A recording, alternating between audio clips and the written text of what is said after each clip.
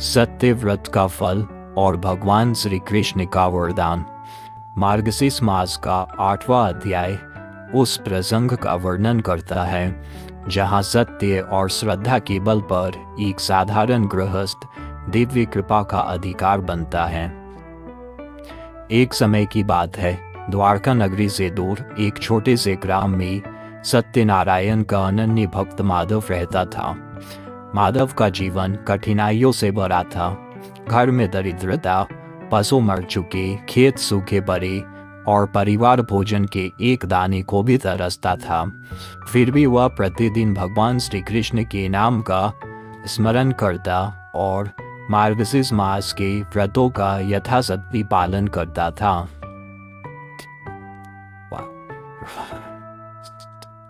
मार्गशीर्ष मास के शुक्ल पक्ष के एक सोमवार को माधव ने व्रत किया।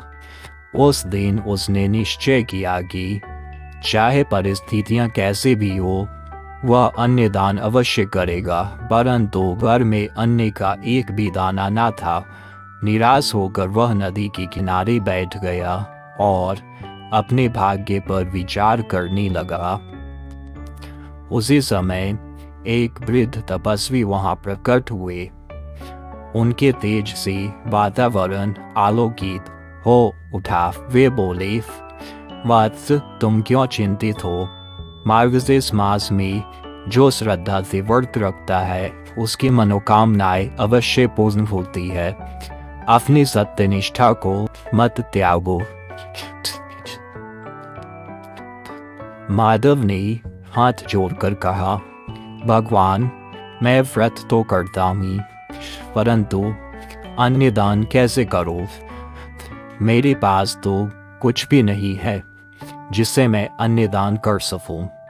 तपस्वी मुस्कुराए और बोले, सत्य से बड़ा कोई धन नहीं। तुम अन्न दान का संकल्प लेकर यह मुट्ठी भर मिट्टी नदी में प्रवाहित कर दो। भगवान तुम्हारे भाव को ही स्वीकार करेंगे। माधव ने वैसा ही किया। जैसे ही उसने मिट्टी को जल में प्रवाहित किया, नदी का जल दिव्य प्रकाश से चमक उठा। उसी क्षण तपस्वी ने अपना वास्तविक स्वरूप प्रकट किया।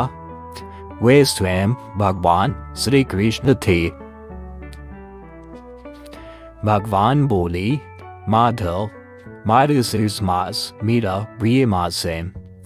तुमने सत्य और श्रद्धा से व्रत किया है, इसलिए तुम्हारे जीवन में दरिद्रता हमेशा दूर रहेगा। सदा ही दरिद्रता दूर रहेगा तुम्हारे जीवन से। यह कहकर भगवान अदृश्य हो गए।